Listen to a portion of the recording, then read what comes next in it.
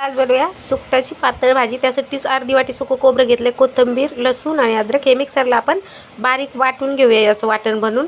त्यानंतर आपण इकडे गॅसवर कढई मांडली। कढईमध्ये आपल्याला 2 चमचे तेल टाकायचे। तेल व्यवस्थित गरम होऊन देऊया। त्यानंतर इथे 2 कांदे मी बारीक चिरून घेतले, ते टाकायचे आपल्याला। आणि कांदा आपल्याला छान गुलाबी रंगावर भाजून घ्यायचा आहे।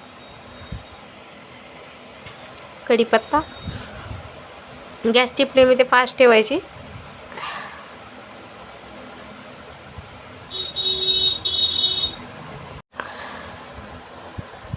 2-3 मिनिटांमध्ये कांदा व्यवस्थित सॉफ्ट होईल।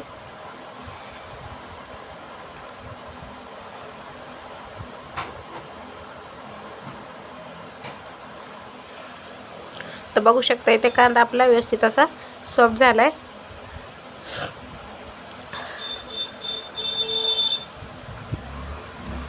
त्यानंतर आपण इथे 1 टमाटर बारीक चिरून घेतले। टमाटर ऑप्शनल आहे, तुम्हाला आवडत असेल तर टाका, आता स्किप केलं तरी चालेल। टमाटर 1 मिनिटासाठी परतून घ्यायचं आपल्याला। त्यानंतर आपण जे खोबऱ्याचं कोथिंबीरचं वाटण बनवलं होतं ते टाकायचं आहे।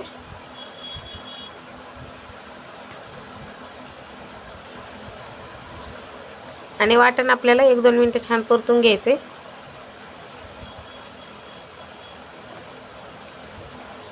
एक 2 मिनिटं वाटण परतलं की याच्यामध्ये आपण लाल मिरची पावडर, 1 चमचा गरम मसाला आणि हळद टाकली। त्यानंतर परत आपण हे मसाले सगळे एकजीव करून घ्यायचे। तर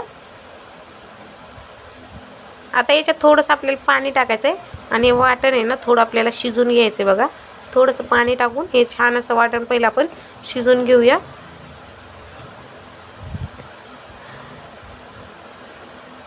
त्याच्यात झाकण मांडायचे आणि 3 ते 4 मिनिटांसाठी याला व्यवस्थित तेल सुटेपर्यंत छान शिजून घ्यायचे।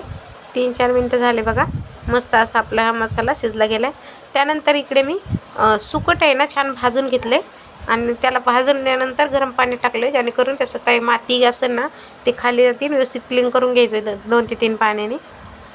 त्यानंतर सुकट याच्यात टाकायचं, जेवढं तुम्हाला पातळ घट्ट रस्सा हवा आहे त्या हिशोबाने याच्यात पाणी टाकायचं आहे। त्यानंतर चवीप्रमाणे मीठ टाकायचं, झाकण ठेवायचे आणि 3 ते 4 मिनिटं स्लो गॅसवर याला व्यवस्थित शिजून द्या।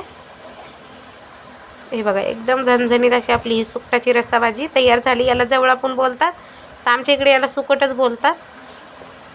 गॅस बंद करू, वरून भरपूर अशी कोथिंबीर टाकू।